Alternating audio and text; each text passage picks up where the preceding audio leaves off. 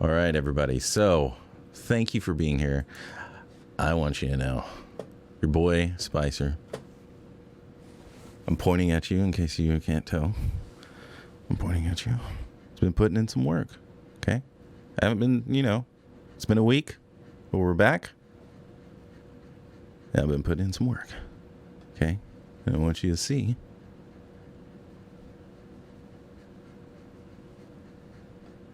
what I've been working on. And everything rendered in Keyshot. Look at my statue. Wonderful, is it? No. Look over here. Is it on there? We got some work to do. We might as well look real good doing it. So I hope you enjoy, the pageantry, the showmanship. Before we start, as always, we give thanks to the masters and teachers that have contributed to my development as an artist. And we must begin with the Lord of them all, Frank Frazata, Paul, Saint of Gabori, Joseph, Saint of the Grist, Ryan, the King of Slian, and finally, Simon Lee, Spider, Zero. Thank you for your education, inspiration, and overall badassery. We are going to get started on some heavy metal inspired art, but I wanted to give a shout out to this artist, Sean Andrew Murray. Okay, and I saw this image right here, Sean Andrew Murray. But I kind of want to block this out in the stream tonight, so maybe a little bit longer. But this is what we're going to be doing. Ooh, Jesse next door. Good job. I like your style. Jesse next door. You also, during Saturday's stream, get to ask whatever question you want. Whatever question. I'm in the middle of, doing something. You're like, hey, can you clarify that a little bit? And you get the opportunity to do that. Why? Because you are subscribed to the channel. Thank you very much. The Dojo. Thanks you. But I'm going to walk you through how I kind of started, and then we're going to go back into the Dojo with Leo and Kings. But let's start from the beginning, shall we? Let's show. All right, let's get some balls up in here. Let's get some balls up in here. All right, whenever you press a pen or insert and you try to go to the thing and it just disappears every time, no matter how precise you try to do it, like that GIF. So what it is like you need to go to the left. Don't move your mouse up and down. That's the bug with it. So I got the first Zero's Green Reaper unboxed yesterday. I was gonna put it on my floating shelf, the one that I put on the wall last night, and I don't know how heavy this thing is, but I was struggling to lift it. So what does that say about you as a man? That I'm weak, but aside from that, but no, this thing is heavy. I got scared putting it on the shelf, so I just put the poison ivy on the shelf and put Grim Reaper on my desk. So now every time I have my cup of coffee and my drink on my desk, it literally looks like it's pointing at my drink. So brace yourself for that quality content on Instagram of Jeff pointing at things on my desk. And when I'm sleeping, he's literally pointing at my face in my bed. Oh yeah. Like, oh shit. That's gonna be Fair great. Enough. That's gonna be great for your psyche. I know, right? Every time I wake up, oh hey. But goddamn, it's such a nice piece though. It is so big. Thanks, man. You're welcome. Yeah.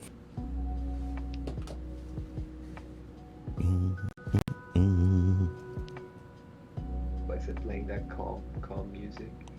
While making heavy metal art, just trying to keep the mood consistent. Actually, I'm happier playing calm music Because he wouldn't like Amir when he's angry. Ooh, I like that.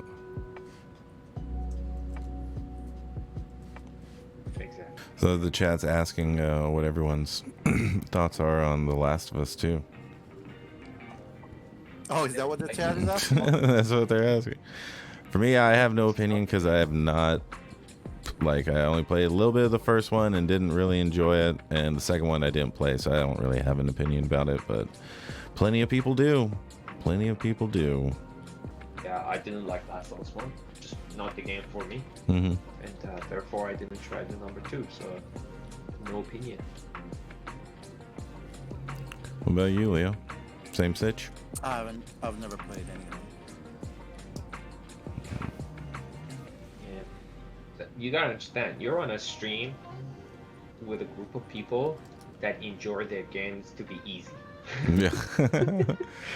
I'm not looking to cry. Yeah, like when I jump in a game, especially I'm a massive MMO player. I love my MMOs. When I jump in a game, I wanna feel like a badass.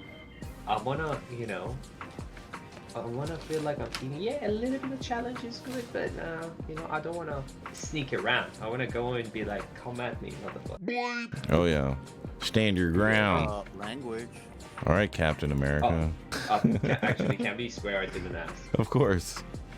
Okay. I mean, what the dude? I don't know, man. Chill out, man. Yeah. Okay. Guys, I get it. Settle down. Beautiful. Yeah. Visually, but just not my game. Yeah, like the artistry of it looks beautiful. Like the animations, all the facial expressions that I've seen from all the highlights. I mean, they look very, very convincing, but it just doesn't look like my style of game. Something, yeah, I'm not looking to experience I don't want to stress heartache, when I'm you playing know. a game. I already got enough to stress about. Yeah. Exactly. Kings, what's your favorite game of all time? Number one, automatically, is always gonna be World of Warcraft. Even though I don't play it now, but the amount of enjoyment that game brought me throughout my whole life is immeasurable. It's either Metal Gear Solid or Final Fantasy 7. PlayStation, what was it? Yeah, just regular PlayStation. But yeah, that one changed the way I look at games in terms of like storytelling and being compelling. And then Final Fantasy 7 got me into RPGs because I was like strictly into action games. But that one kind of brought me over. Mm-hmm. Did you like number 3? Oh yeah, Snake Eater was really good. What about you? World of Warcraft, Control by Remedy, Fable number 1. NBA Street. Yeah. I remember that. I remember that game. That was beautiful. That was such a good game. Mm-hmm. It was fun. Yeah, but yeah, you watched the Harley Quinn last episode, right? Actually, quite a few episodes behind. I gotta catch up. Yeah, that's a great show. I love that show. Can't wait to sculpt some of those characters. Well, like my favorite one is Clayface. Yes. Obviously, Shotgun, Poison Ivy. It- As in shotgun, as in sculpting here, obviously. Oh no! You got 23 weeks. I'm pretty sure I managed to sculpt there by then. That's like half a year. All right, dude. All right.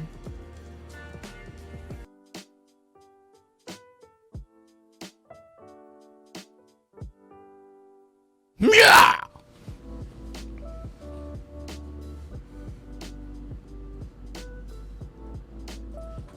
Scared the shit out of me. Alright, I'm back. Sorry, just I was on a call. Spicer, did you say something? Nope. Like, Did you? but nothing important, right? Yeah, not to you. You wouldn't understand No, it. Ever. Wow. Okay. Real aggressive on that one. Escalated quickly. Yeah. Real aggressive.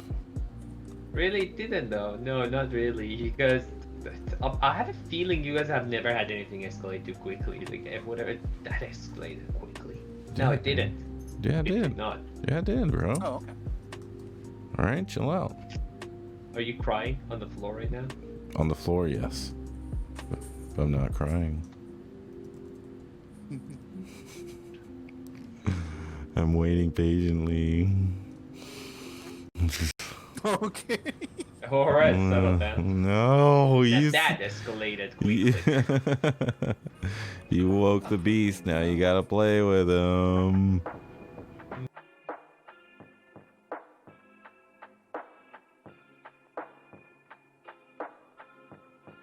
I'm gonna be experimenting with Substance Painter tonight.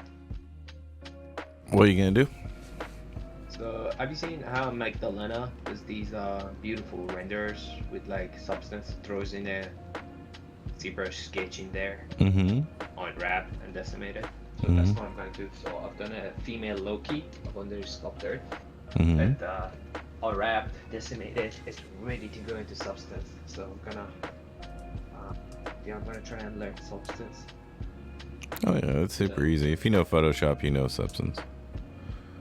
That's really the only way to, like, at least in a render, to take it to that next level, because it's pretty difficult to like get that type of result out of ZBrush. You know, like just throwing on like torn, weathered leather.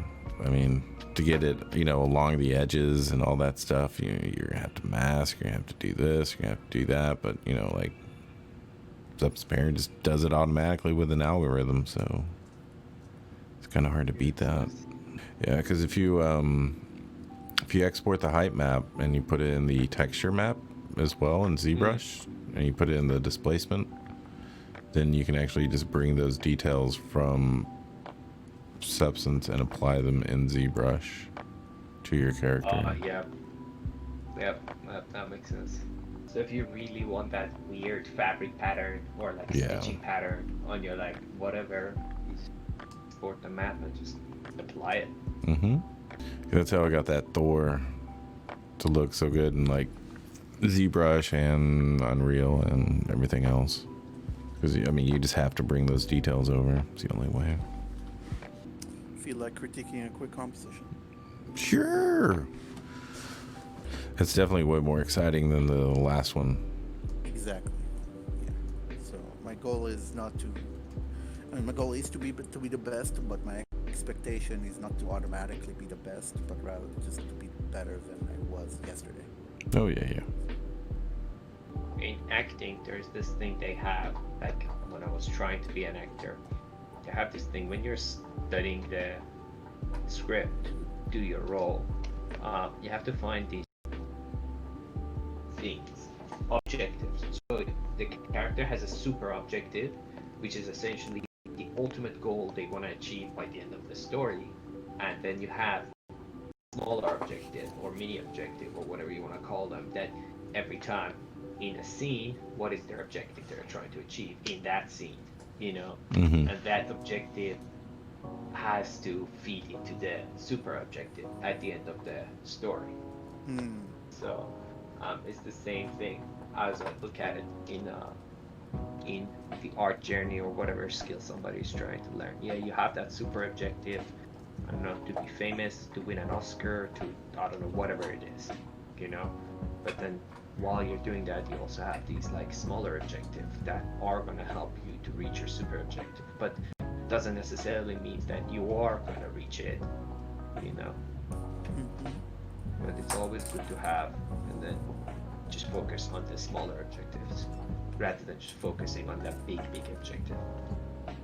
I feel like as a newcomer, if you're like, oh, I want to win an Oscar just randomly, I'm just using that, or I want to, I don't know, whatever, you're probably going to be like, well, shit, I can't achieve that, that's just so out of reach. But then if you set yourself these small goals and reach those small goals, after maybe 20, 30 small goals, you look at your ultimate goal and you're like, you know what, it's not actually that far, I could probably get it. We will be back Saturday. I'm going to be recording a live tutorial.